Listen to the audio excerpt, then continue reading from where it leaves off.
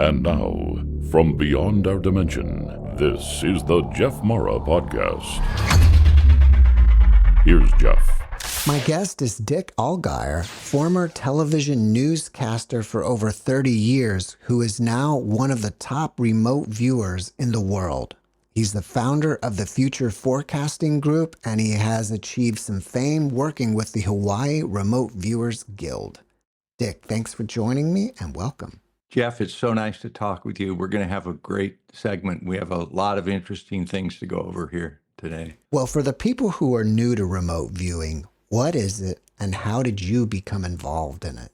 Remote viewing is an innate human capability. It's the ability to project a portion of your awareness across space and time to get non-local information and have it manifest in your brain. Our definition is it's a natural communication skill. The goal is to create and maintain a communication pathway with a portion of your awareness so that you can, on demand, exhibit non-local awareness. So it's the ability to see, to sense, and experience things at a distance across time and space.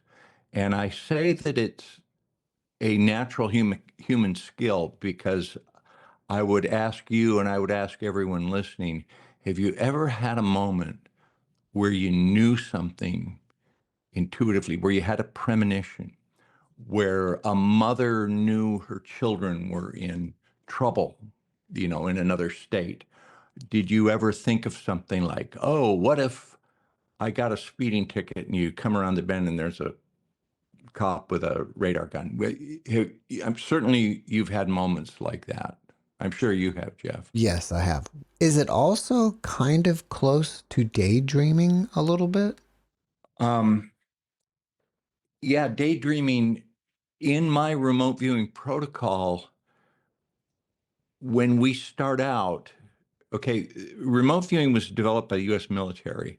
And what they do is you have a subconscious awareness that is in a greater field of consciousness where all information is available.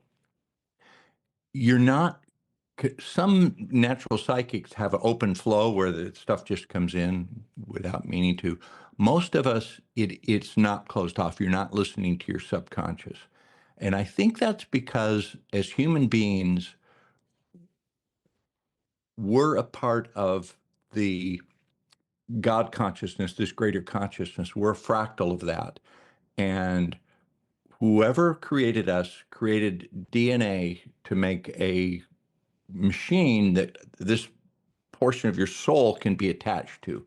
And to have this experience, you're limited by your physical sensations. You have your eyeballs, which are stereoscopic cameras, your parabolic antenna. And so all of your information, or most of it, is focused right here on the here and now in this physical.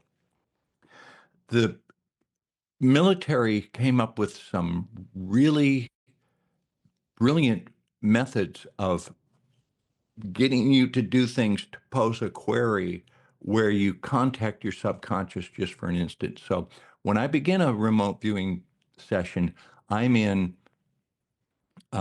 beta awareness, like you and I talking, very here and now, focused, completely conscious, like the state you would be in when you're working the New York Times crossword puzzle.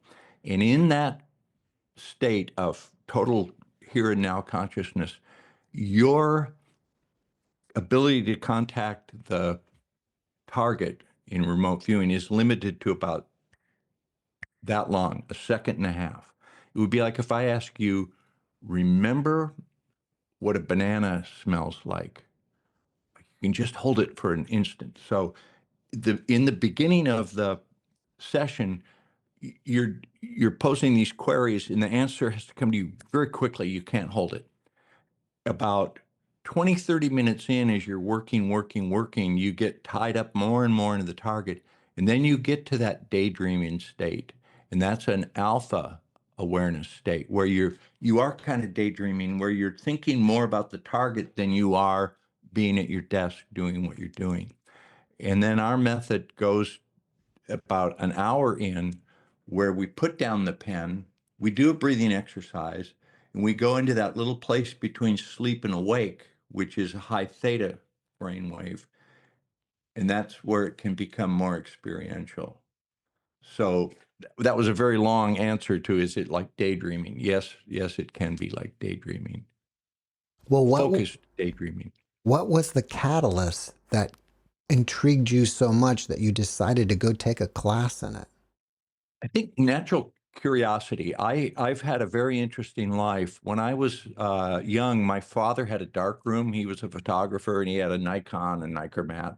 We had a dark room in the house, and he taught me how to take pictures and back in the old days, you had to roll the film in a dark room and put it in chemicals and develop that out, and then put it in the enlarger and put paper under, shine light on it. So I knew how to make pictures. And when I got into high school, I worked at the school newspaper.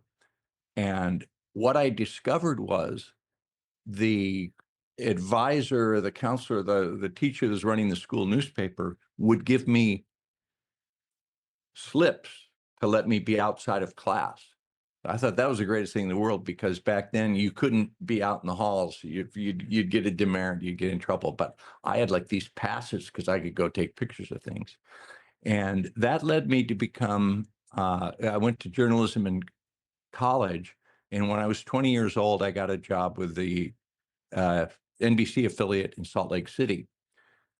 And it was, to be 20 years old and go see interesting people, famous people doing something, go to an infamous crime scene, go to a fire, go to the legislature where they were determining, big events and passing laws, courtrooms, is any amount of interesting things. They were paying me to go experience those and report on them. So for me, it was the coolest job in the world to be able to go do things, see things, learn things, and never have to be in an office, like every day someplace different. In Hawaii, I got sent, hey, the volcano's going off on the Big Island, fly over to the Big Island and watch the volcano. It's like, wow, this is a job. Along the way, I had some of these moments where I had non-local awareness. I had a dog that was my great companion, and I moved to Hawaii, and I didn't want to bring the dog because they had a quarantine because of rabies. The dog would have to spend like 6 months in a cage. And I didn't bring my dog. I felt really bad about that.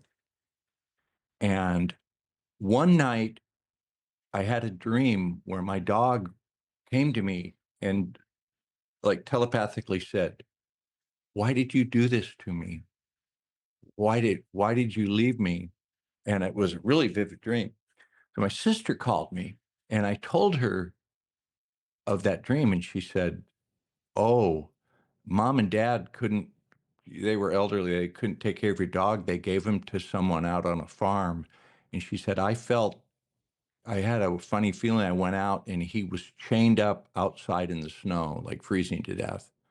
And I went, wow, I dreamed that. I had an instance where my first girlfriend in high school said had to go see her grandmother, and I dreamed that she was with some guy who I knew from something else. And when I saw her the next time, I said, "Hey, I dreamt you were with this guy, Steve." And she said, "Why are you telling me that?" I said, "I had this dream. It was a funny dream." She said, "Are you accusing me of something?" I said, "No, I just had a dream." She said, "I was with him." And so I was always thinking, like, how do you see your dog when your dog's in trouble? How do you know your girlfriend? It's like, there's got to be some communication. And it was the type of thing, and I think everybody's had moments like that. You just kind of put them on the shelf and say, that was weird. That's a coincidence. Or maybe there is something greater. And then I heard about remote viewing. I was driving home from work in 1996. And I used to listen to news radio. This was before the internet. When I was driving to work in the afternoon, I would listen to the news roundup, like, okay, top news, Palestinians have this, and the president's done this. And I'd make note of that. So I'd have some idea what the news would be that day. And driving home at 11 at night, on that station was a Art Bell. And I was listening to Art Bell, and he talked about remote viewing. And I went, I've got to learn that. So I went to Farsight and trained with Courtney Brown in the spring of 1997. And then later that summer, somebody sent me an email and said, hey, there's a military remote viewer that's going to be giving a lecture next Friday for free.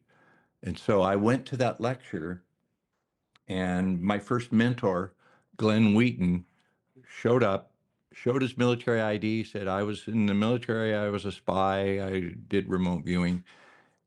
He was not one of the ones that was well known from the Stargate Fort Meade. He was in Special Forces, and it was a different program and a little different method.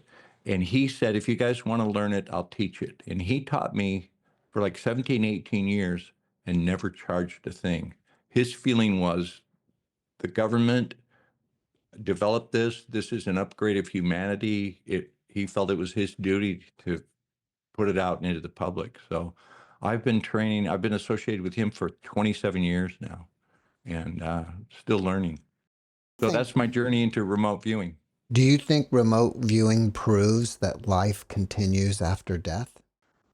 It proves that consciousness is outside of the body. My understanding is that energy cannot be created or destroyed.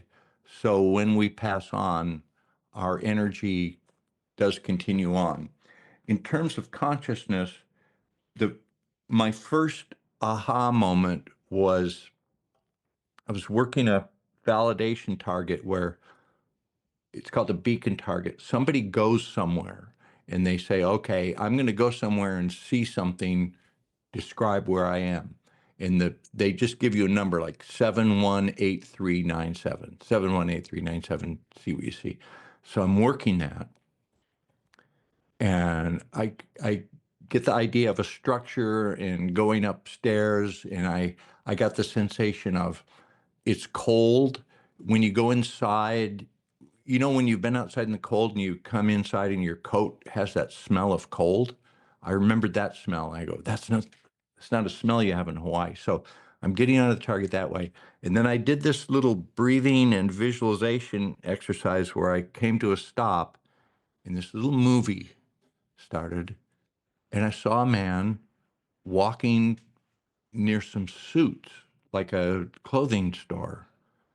And he touched the suit, and then he looked over at some shirts that were on a rack, and then he walked by. And that little experience lasted maybe 8 seconds.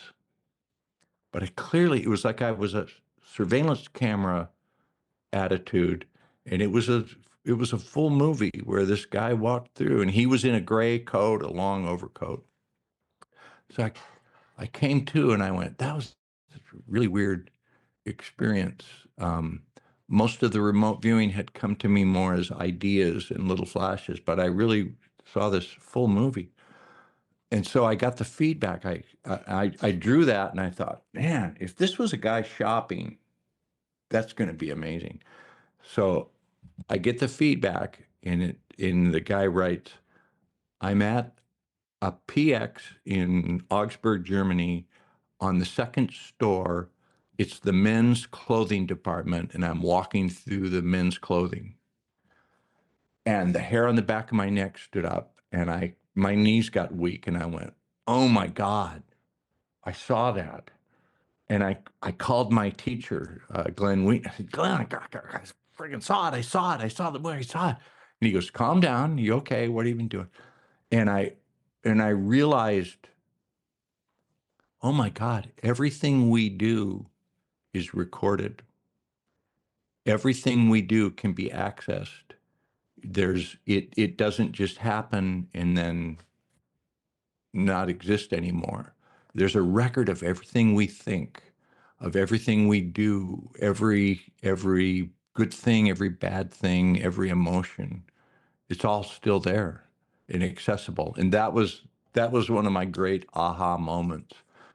So, Well, yeah. we talk about that quite a bit, and most people call that the Akashic Records. Is that what you're speaking of? Yeah, that's the trainers that I worked with came from a military record. They would be loath to call it the Akashic record. The way I describe it, and I'm not a theoretical physicist by any means, is that consciousness is a dimension, and everything that happens, like if I clap, that that energy waveform is like, I do it again. Okay, that's two separate things, but those things still exist in consciousness, in that realm of consciousness. So it's still reverberating in its own time. And remote viewing is the ability to take your awareness, which is looking at this timeline of the here and now, where time is linear, going from this point to this point, and we're just following along. Is remote viewing lets you access that clap that is still happening, but it's over here now. So it would be similar to the Akashic record, but we don't really use that terminology. I can understand you remote viewing the present and the past. Are you saying you can also remote view the future? One thing we do, and here I'll give a plug for my site now, futureforecastinggroup.com. And we started this with Courtney Brown at Farsight. Daz Smith and I did about, I think it's 10 years ago now. We wanted to see, okay, I need to go back a little bit how this started. Is remote viewers discovered that they would be drawn to big events that were in the near future. Here's an example. I was working with Hawaii Remote Viewers Guild on September 10, 2001. It was our Monday night class, and we were working a validation target. So we're all sitting down, and it's Hawaii time, 8 p.m., September 10th, 2001. And we work the target, and we scribble, scribble, scribble. There's 10 of us, 12 of us in the room, and we spend like 45 minutes to an hour drawing, getting ideas, doing our protocol, and we turn it in. And we all got our pages, and we get the feedback. And the target was Timothy Leary in a flotation tank, in a sensory deprivation tank. So the idea would be, would we draw a man floating in water inside a box? And what would be going through his mind? And Timothy Leary's a very interesting guy. And nobody really got that. What we drew was, I drew a plane flying into a building. We drew towers with smoke coming off of it. We drew people falling through the air. We described sirens, and we described the 9/11 attack. At the time, it didn't mean anything to us. We took the pages and we went, well, we were off. We didn't describe Timothy Leary in a flotation tank. So we put those papers in a folder and set them aside. And the next day, 9/11 happened, and we all got caught up in that. We'd forgotten our data. And it was like 2 months later, the woman who acted as secretary was filing, because we filed all our sessions. And she was just looking through those, and she goes, we drew 9/11 5 hours before it happened. So that has happened to remote viewers. Is you'll be given one target that may be less interesting, but something more interesting. And I describe it like, if you send your child, like, hey, Jimmy, go to the store and buy a quart of milk. Here's $2. And Jimmy knows the way to the store. So he's going to the store to buy the milk, and there's a house on fire. And he sees the firefighters, and he's like, wow. And he comes back, and you go, Jimmy, did you get the milk? He goes, the house was on fire and the firemen came. And it was like, So it got his attention. 9/11 got our attention. Um, how that works, I mean, it's easy to say time doesn't exist, or I couldn't describe the physics of it, but it's something that we realized. So we started trying to do it intentionally. So what Daz and I started to do with Courtney Brown was, okay, we're going to remote view the biggest headline in, like, say, the New York Times, the #1 news event for next month, but we're going to publish it this month. And what we were going to do was we would do the session with the intent of seeing the target that someone would task next month. And we had a person that would look at all the news and decide which was the most interesting to him. And then he would cue that as the target retroactively. And so we were doing that, and we had some success, but we were afraid to put our data up in advance because it's not 100%. We didn't want to look foolish. So what we did is we recorded it on YouTube, but made it private. And then when the event happened, we made it public. And so we did that. We got, like, I think I got the Pulse. There was this horrific shooting in the Pulse nightclub in Florida, and I had described that. And so Courtney made it public, but it showed the date as that date, and people looked at it and said, "No, you didn't publish that ahead of time. It was published on this date." And Courtney goes, "But I uploaded it last month." People say, "We don't believe it." So Courtney said, "We got to publish this in the clear a month before." And I said, "Oh God, this is really it's pressure." And so we started doing that. Now I'm working at Future Forecasting Group, and every month for our private, and it's futureforecastinggroup.com. It's a paid membership. We have 4 viewers: myself, Edward Reardon, Daz Smith, Naeem Vendreas, and another guy named Derek. And every month we try to visualize what will be the top stories the next month, and we publish them on our site. And then our subscribers watch the news, and as they happen, they go, "Hey, you said there was going to be this," and they can watch the hits. So it's an ongoing experiment that we've been doing for about 5-6 years now, with some success. We're pretty good. It sounds like to be able to capture something in the future, it has to be a very big event. Yeah, we did one where in August of 2 years ago, we were afraid to publish it. We said, there's going to be like a 9/11. There's going to be some attack that's going to be looked at like a 9/11 style attack. It's going to cause bombings. It's going to cause shooting, death, major headlines. And we actually had a meeting behind the scenes, like, we don't want to be accused of fear porn. And if we put this out and it doesn't happen, and so we thought, well, we're going to put this out, but we're going to downplay it. Like, just say, by the way, this might happen. And so I think 2 weeks before the attacks in Israel, we published that. There are some things that are just too low-hanging fruit, like, oh, there's going to be an earthquake. Yeah, there's going to be an earthquake eventually somewhere. There's going to be a shooting. We said on end of June, we said the weekend of July 13th, there's going to be a big, big, big event that's everybody's going to look at. And we said it's going to involve a sniper, and it's going to be someone off on a roof over here that's going to shoot, try to kill somebody. So we predicted the assassination. We try to also do offbeat ones, like little things that are really unusual, like a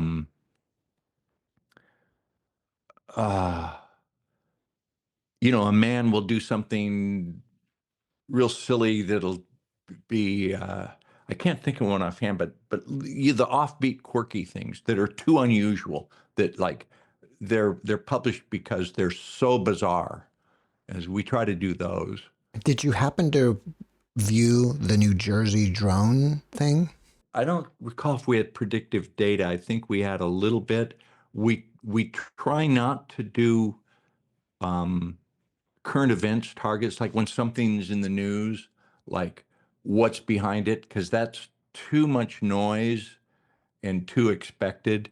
We try to do, like, for me, a good remote viewing target is something that happened 500 years ago or 40 years ago, something not in the news, something totally unexpected. You want to be completely blind when you work a remote viewing target. You have to have this moment where it could be anything, anywhere, with absolutely no front loading. What are some of your biggest successes?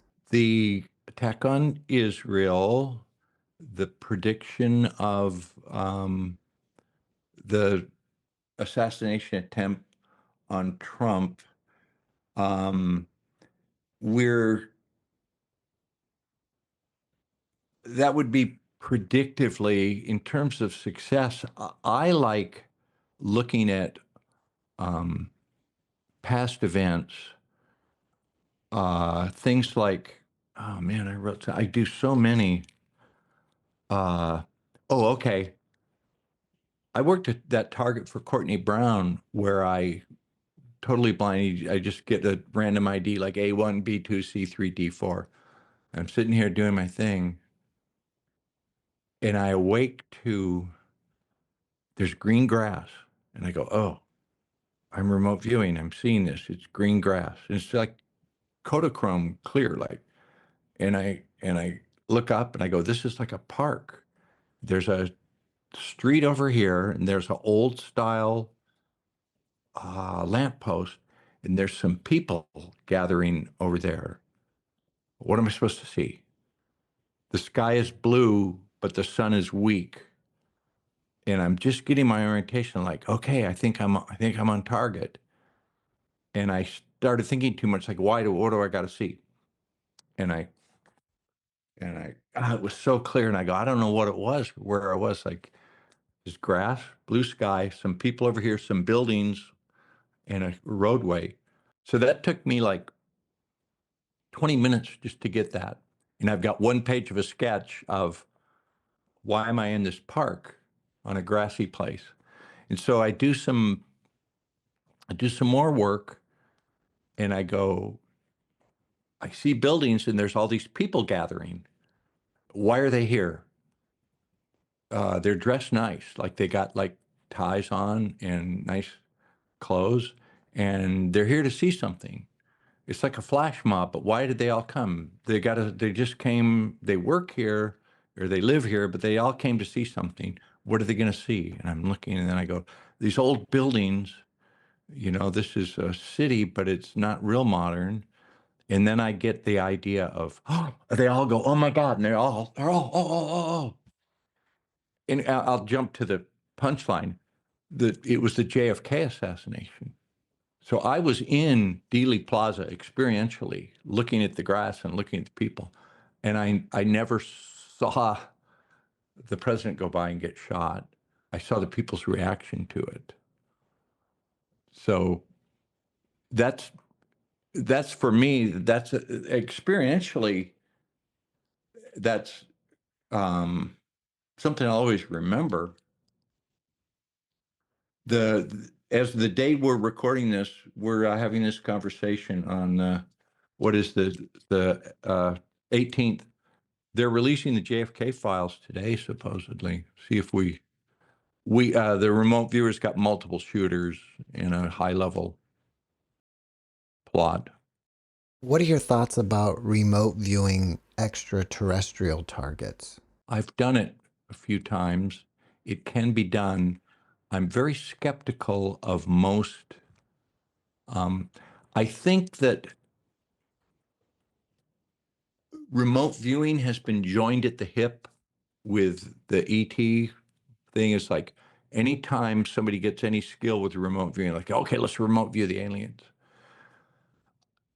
I tend to prefer targets that are more verifiable. There are too many people in the remote viewing community that take a weekend course, and you can teach somebody the basics of remote viewing, and they can go, oh, I get wavy across, it's water, the target was a lake, like, yay, I'm a remote viewer. And the next thing they do is say, okay, now we're going to give you an operational target.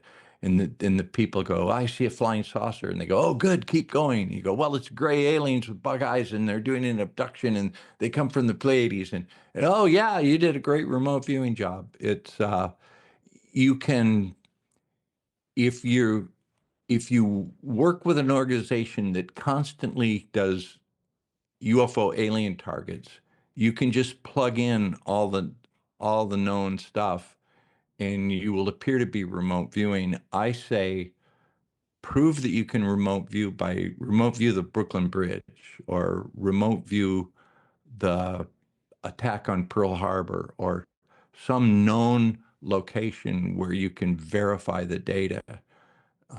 Not I think there's too much ET uh, remote viewing in the remote viewing world. I've done a couple targets that were interesting. We did Skinwalker Ranch. I think the best one I did was a double-blind target. It's important, I didn't know who tasked it or why. I was just given an ID. I said,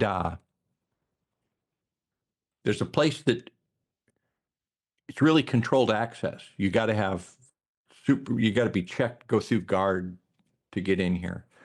And there's a like a hangar or a warehouse, and they got something like on a crane, and there's a officer going, how do these guys get in here? They don't have access. They're not supposed to be here. And he's really mad. And they're saying, well, the crane operator had to lift the thing. He's the only guy who knows how to use the crane, but he doesn't have the clearance. Like, why'd you let him see this? And I'm going, okay. And then there's these people that they're looking at something, and it's a power source, and they don't know if it's on or off. They don't know what it does. And they're really kind of scared of it. Like, how does this work? And the target was Bob Lazar. And we got really good data on, I feel Bob Lazar was telling the truth based on my remote viewing. But that's one target of, 500 targets that I've done. Would it be fair to say that when you're remote viewing, the data comes into the right side of your brain, and on the right side, you just see images, shapes, objects, color, just raw data. And the left side of your brain tells the story about it. So if you ever go into telling the story, you're not remote viewing anymore. I've been remote viewing 27 years now, and the learning curve it's a long process. So when you begin, what happens is you follow the protocol. So you probe something, and the first thing that pops into your mind out of the blue unexpectedly, that like it's from over here, you get this idea, and it doesn't feel right, but you write it down because that's the protocol. And in the left side of your brain, you have this story going, like, well, I think it's this, and I think it's this.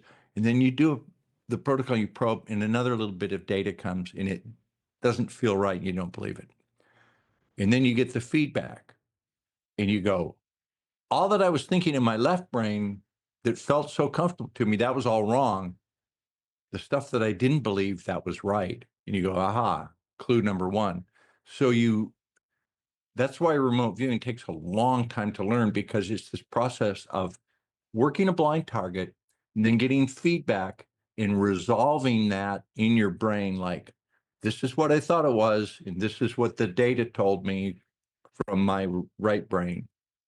Learning to identify the source of that good data. So then you gain some skill, and you begin to get a little more high level data. Like, well, this is like this, and this reminds me of a guy that's like that. And then you learn to trust that, and you can get evolving like more and more data. As a remote viewer, the worst thing to do is to be on target and you've got really good data, and then you don't pursue it. You go, well, man, I think I'm off, so I'm going to stop. And then you get the feedback and you go, that was right on. If I would have just asked 2 more questions. So I'm always big on more data, try harder, probe again, probe more. Well, what can you share with us that you've seen that's coming in our near future? We just did a really interesting target. And again, this was just published at our private site, futureforecastinggroup.com. And we're able to pay remote viewers to be full-time remote viewers. It's not a hobby for them. Our subscribers, we created a place where we could give verifiable targets that weren't silly or meaningless, like people say, hey, where's my cat? And do it in a safe place and under rigorous protocol. So we just did this blind target, and they gave us this target ID. I happen to have it right here. L4V5-U9F5. So I go, okay, I've got to give like a 15-minute presentation next week on L4V5-U9F5. What is it? Something technical. There's some machinery. It's energetic.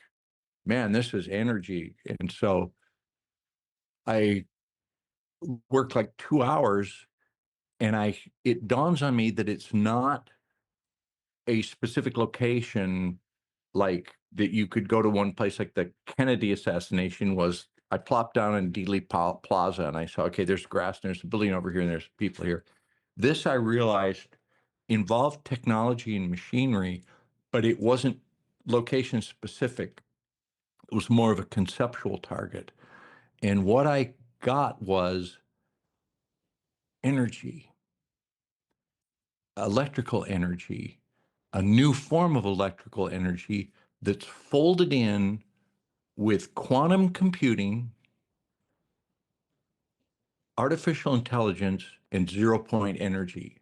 And so I'm sitting here going, what the hell am I doing? It's L4V5U9F5, and why am I thinking about quantum computing, zero-point energy, and consciousness and artificial intelligence?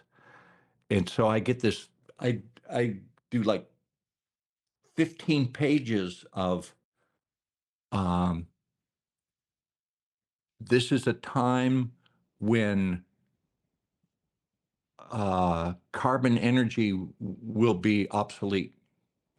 We won't need coal-powered power plants. We won't need wind energy. We won't need solar. It'll be some new form of energy, but it's going to be highly folded into quantum computing. And then I realize AI is coming online and they need 3 times the power, but nobody's saying where the power is going to come from. And so I get all these ideas about power, zero-point energy, energy that is drawn from many locations, not centralized. It was just highly theoretical stuff, and it was like fascinating to me, but I didn't understand. So one of the other remote viewers, Edward Reardon, also worked the target.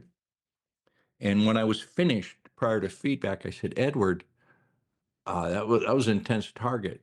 Yeah, I go, did you get like energy stuff? He goes, yeah, I got like this energy grid of Tesla energy with these.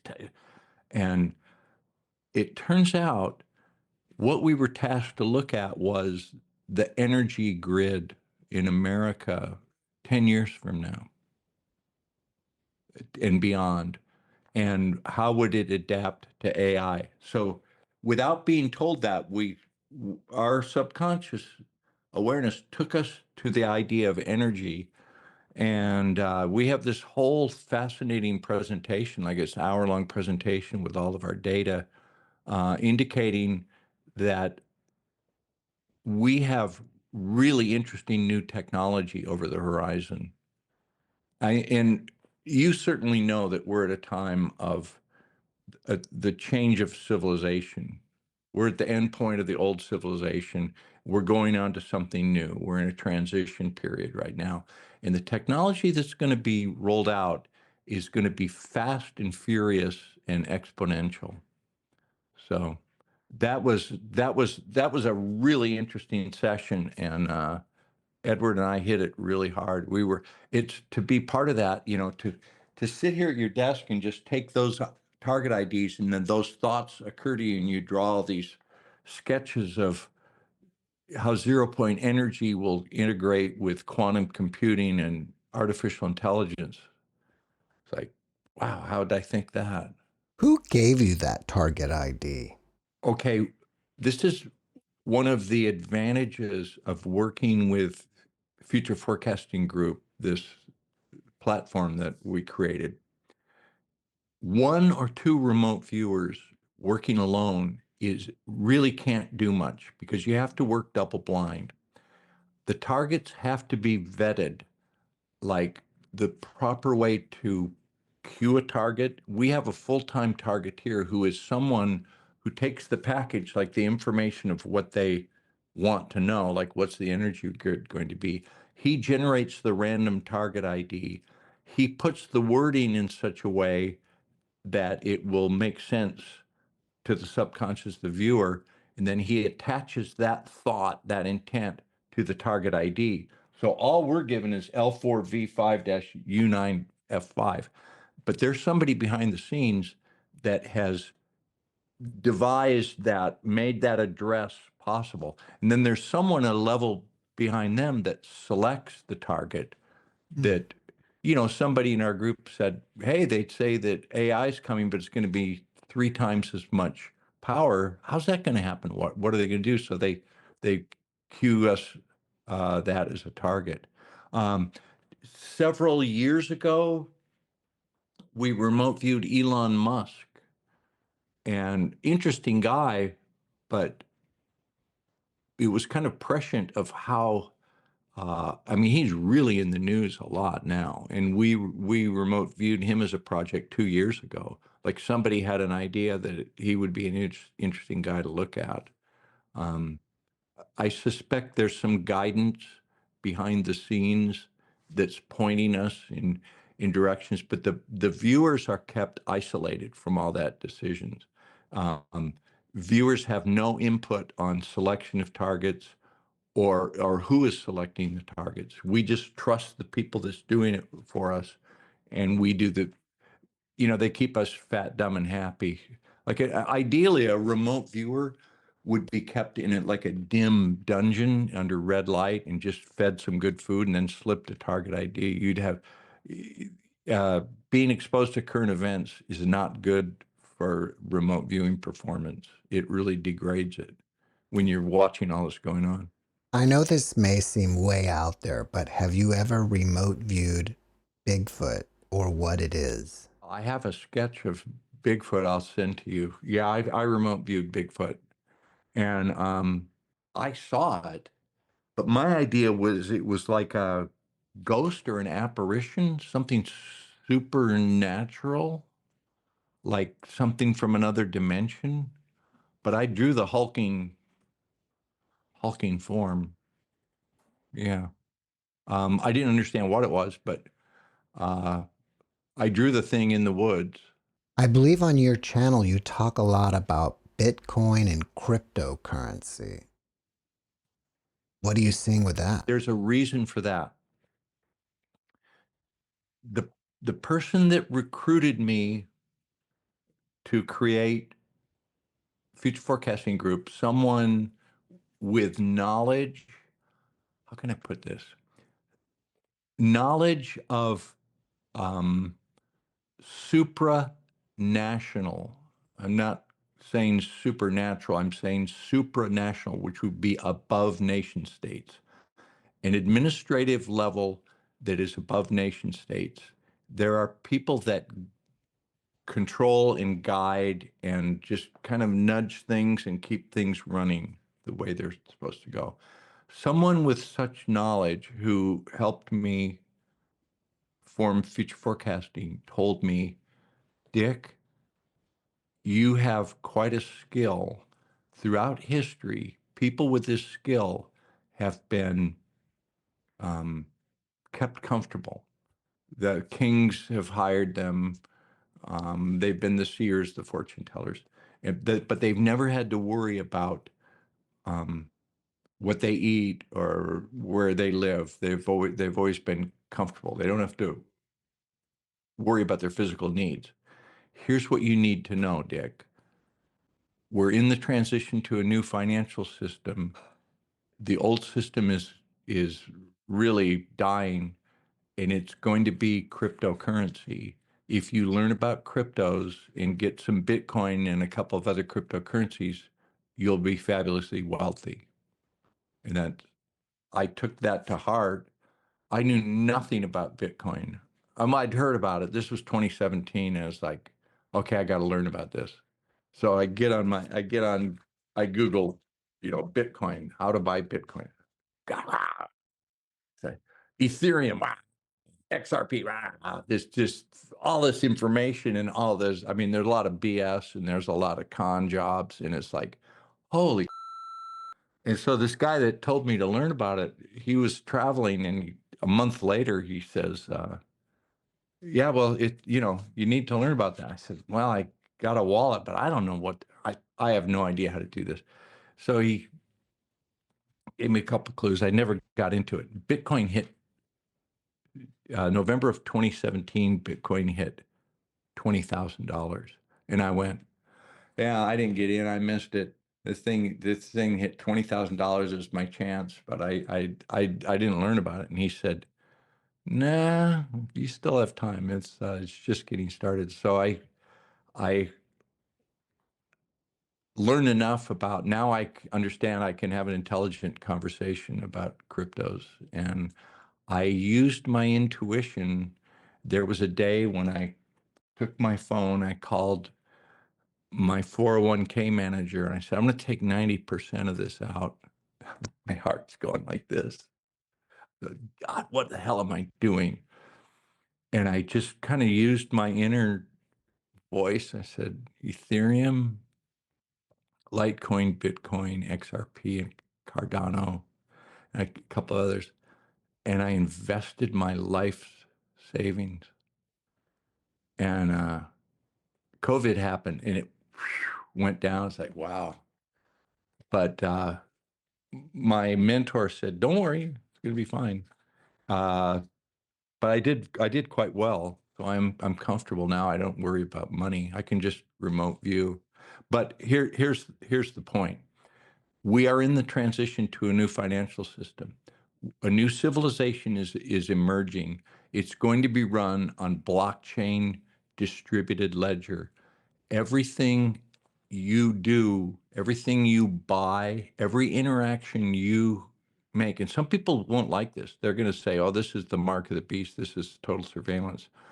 But everything is going to be attached to a digital certificate, and it will be computed and monitored, transacted, and taxed on blockchain technology. And a lot of people are going to hear me say that and go, oh, this guy is really trying to seal our doom. And I'm never going to accept that, but it is coming. Are you saying that this will be the end of cash and coins? Yeah.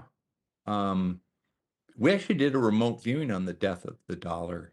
There's a famous sketch that I made of people at Capitol Hill, congressmen and senators, coming out and being actually physically ill as the dollar was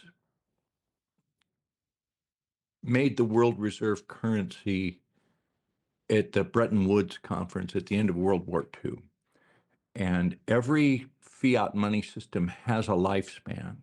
And the dollar has paper dollars created out of nothing. That's had its lifespan. It's hardly worth anything now. You see that how expensive everything's getting. It's because they're just printing it and printing it and printing it. So it has built-in obsolescence, and we're not going to go back to gold because gold is too heavy. Silver, I mean, they do hold value, but they're not going to do commerce between, you don't haul pallets of gold around, not in the digital age. It's like you're never going to go back to taking pictures with a camera and then taking it to Photomat and have them make your prints. It's going to be digital. It's the future. It's faster, and it's well, I don't want to get too deep on you, but humanity is a commercial enterprise, and the best way to monitor that is through distributed ledger blockchain technology. It may be a technology that predates our civilization, and it may be the technology that allows us to have commerce, interstellar commerce with the ETs. They're gonna release the truth about ETs, or some of the truth, pretty soon. I mean, they can't cover that one up too much longer, certainly, right? So I think that's their unit of exchange, is distributed ledger technology, and will allow us to have commerce, interplanetary commerce. Do you feel that all the countries on the planet, or at least, I don't know what, the G8 countries are on board with this? Oh yeah, they've already admitted. Okay, you've heard the term banking the unbanked. I You know haven't. when I haven't heard that. Oh, okay. Well, search banking the unbanked. We need to bank the unbanked. We need to get the developing world.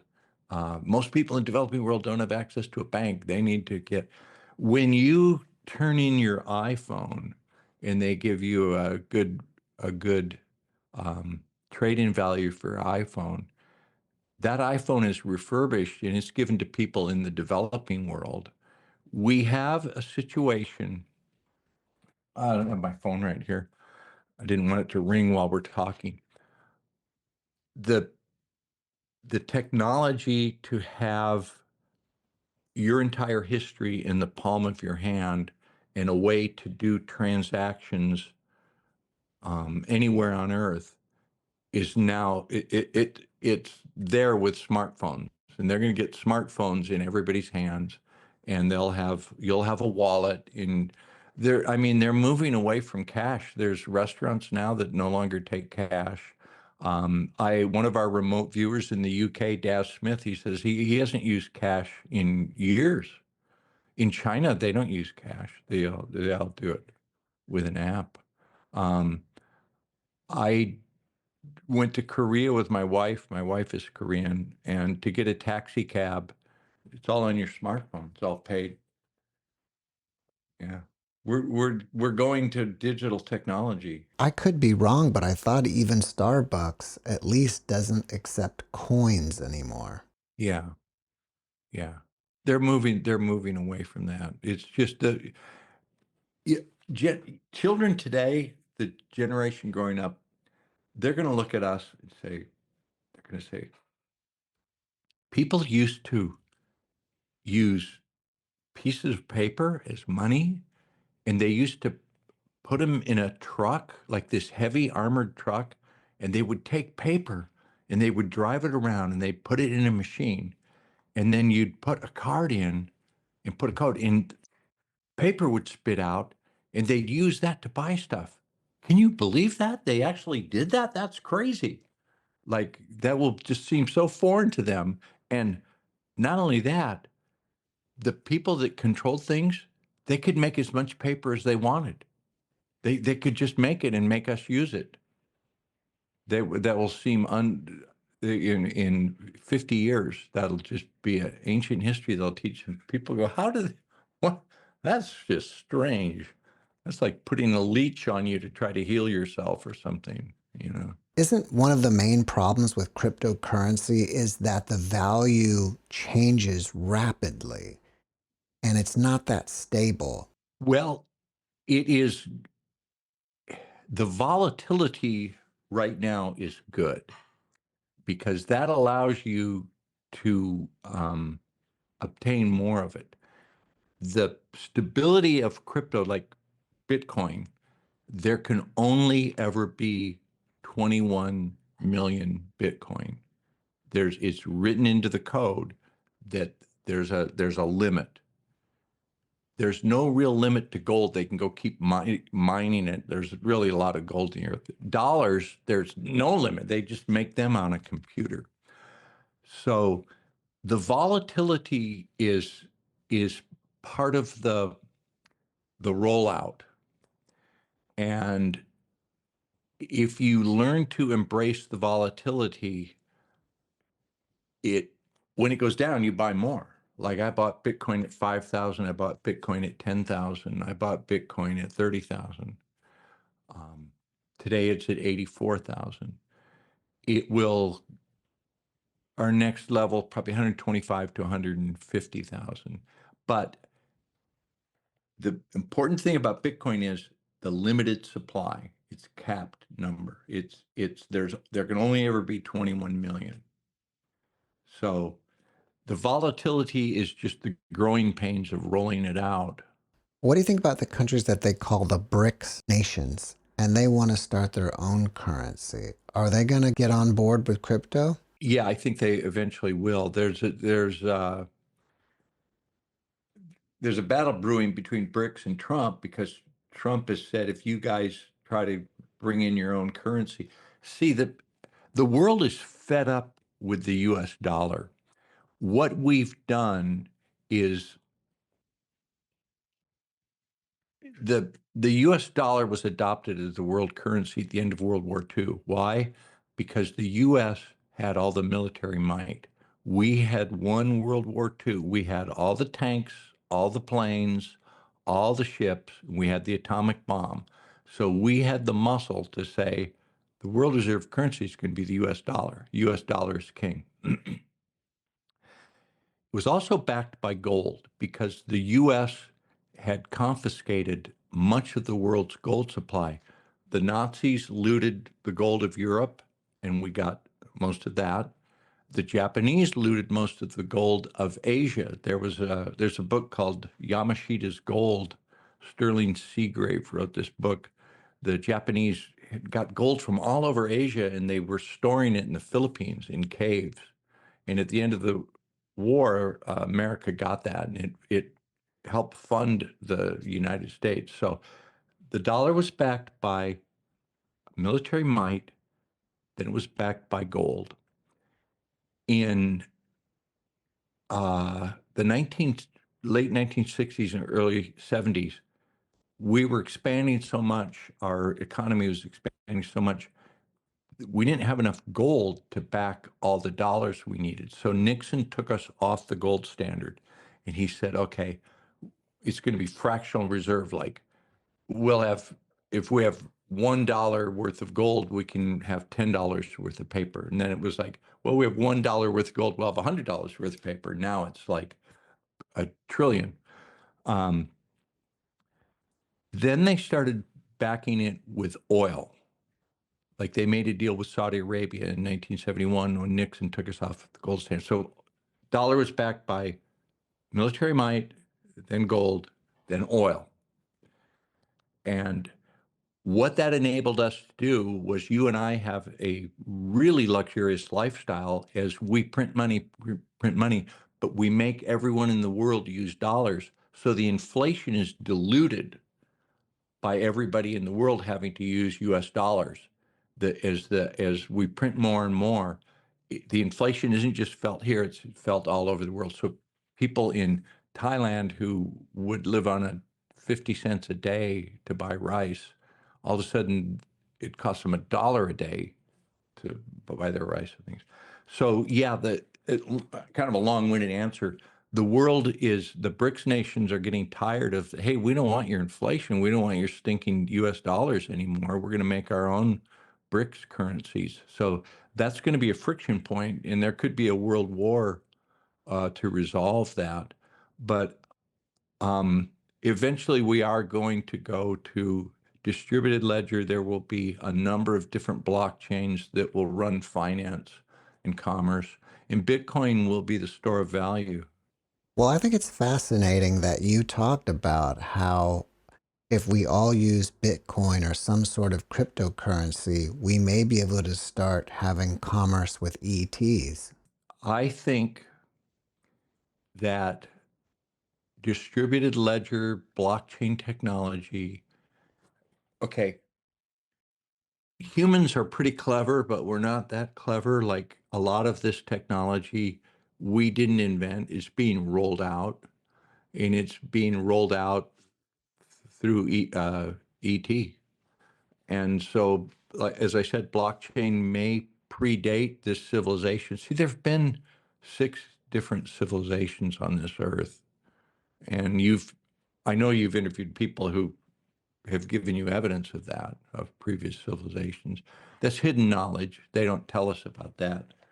Um, so we're at a point where this civilization is about to, it's going to be ugly. It's going to be difficult. It's, a lot of people are going to get hurt, but it's growing pains. We're going on to the next thing. We're going to have interaction with ET.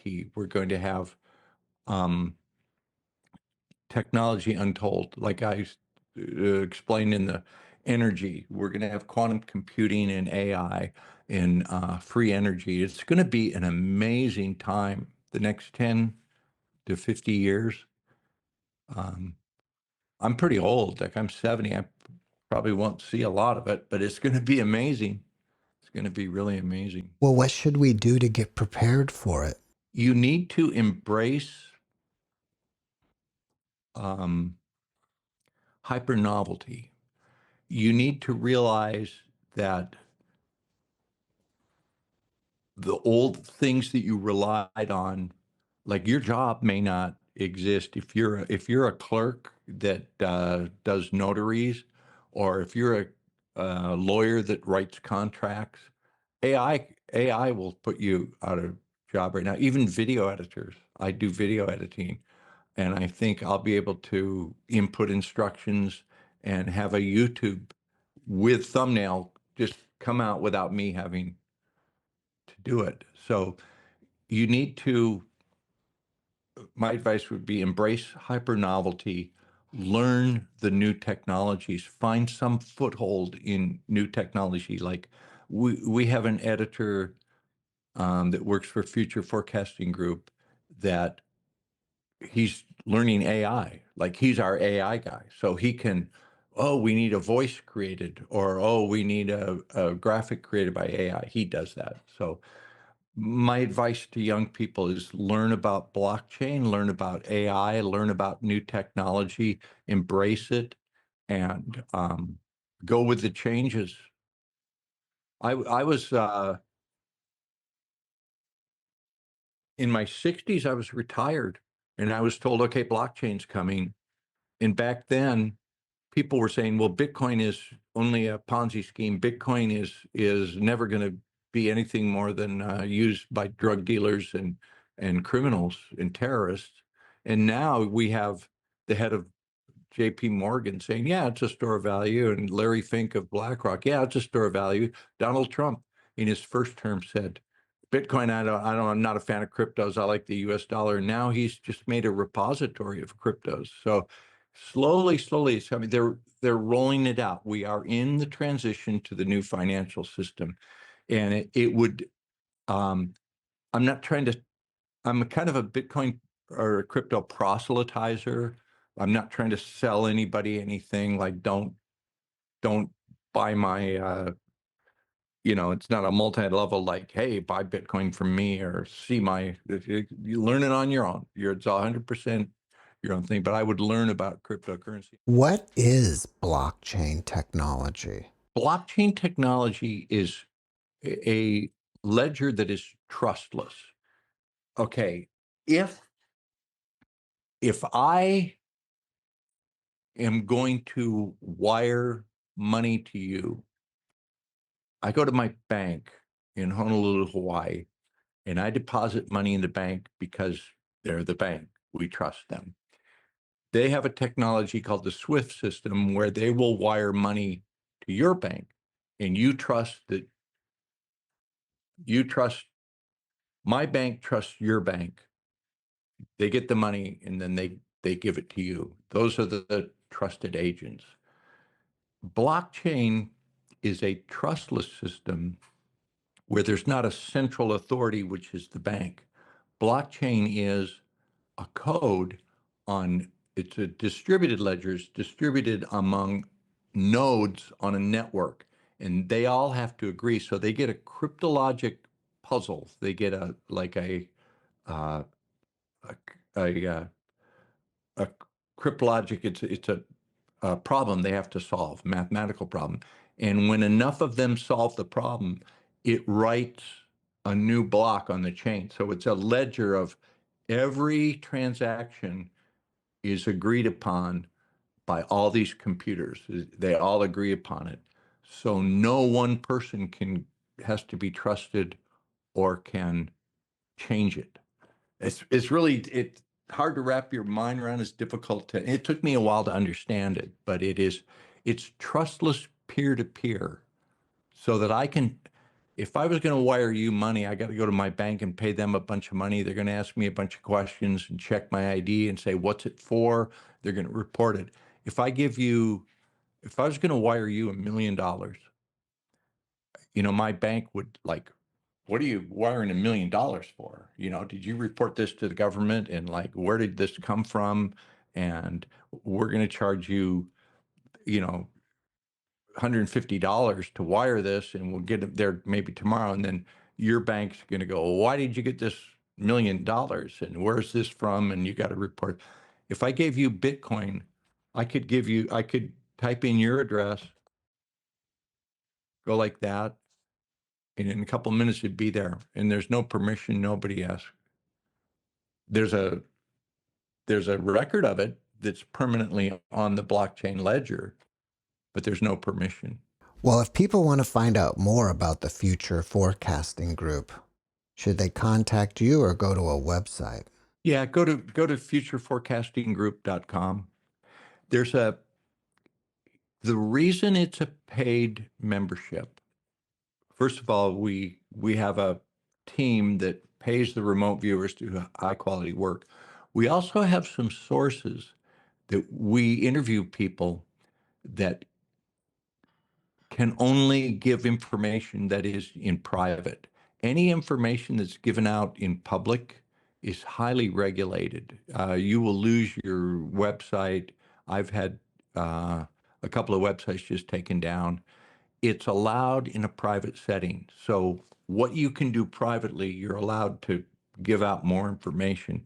And we do have some sources that explain how the world really works, who runs it, who's in charge, where they're taking us.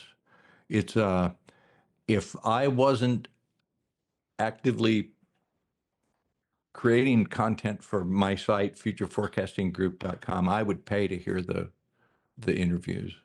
There's one called Founders Conversations, where our founder level members get to have conversations with someone who's very, very knowledgeable. So Well, the world is not random. Things don't happen by chance. Everything is well planned. The people who run this world plan it out like at least a century in advance. That's the truth. a century, that's a long time. They're if not longer. Yeah, they think long term. Hmm. They don't. They It takes a while to move humanity. I mean, if you think how interesting it would be if you had the power to take a planet that was as beautiful as Earth was in its pristine state, and then create organisms to populate it, and then watch that game evolve and watch civilizations grow and be able to guide that and observe that. Wouldn't that be the most interesting game you could imagine? If people have questions for you, are you open to it? And if so, how do they contact you?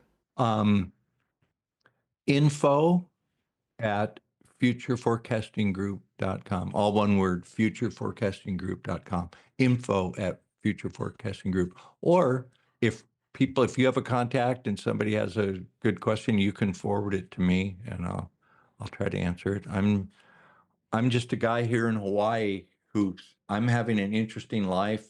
This is all about, we live in a system that we don't really control. We didn't create it, but it's a fabulous, interesting world. And if you learn how to navigate it and navigate within this system, you can have a most marvelous experience. I mean, I would think, aren't you having a really interesting time here on this earth? I am. Yeah. I love Courtney Brown. I'm not bad mouthing Courtney. He's a dear friend. But when he says, "Oh, it's a prison planet, we've got to escape this," I'm not so sure. I mean, I'd come back for another ride. I love my guitars. I love talking with people like you. I get to live in Hawaii. I explore things by remote viewing. This existence has been pretty fabulous. I mean, I've had trouble along the way and aches and pains, but I'd probably do it again. I'm not trying to flee this place like, oh, this is so awful. It's a prison planet. Well, I think it's a pretty cool planet. It is very tempting, and especially people like you and I were around pre-internet. So imagine what it's going to be like 50 or 100 years from now. Yeah. When I was a reporter, man, we had a Rolodex and a telephone. And I could do a report in 10 seconds using AI. I go on Grok and I just say, tell me about this. And it'd be like, would have taken me a whole day of research and a couple hours of writing. And this thing will spit it out in 5 seconds. We're just amazing, the technology. So, yeah.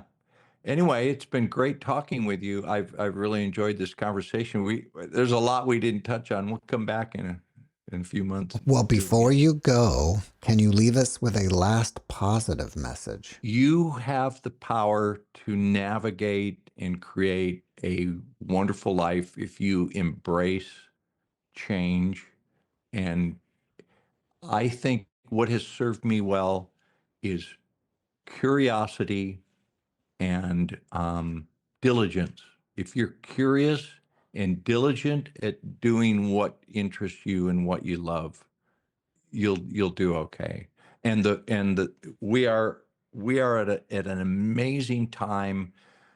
Try to let go of the past and don't be judgmental. Certainly don't get involved in political, oh, you're this is this. Like, man, let that go and just know that we're going to learn about ET. We're going to learn there's some bad stuff has happened. That's going to be revealed. That's part of the cleansing. We're going into an amazing new world. That's my positive message. Dick, thank you for your message, and thank you for being my guest. Thank you for having me. Thanks for watching the JeffMara podcast. I really appreciate you. Another way to show support is through YouTube memberships. And if you do, there are loyalty badges and other perks depending on your level of membership. All you need to do is click the join button underneath the video to find out more. Thank you for your support.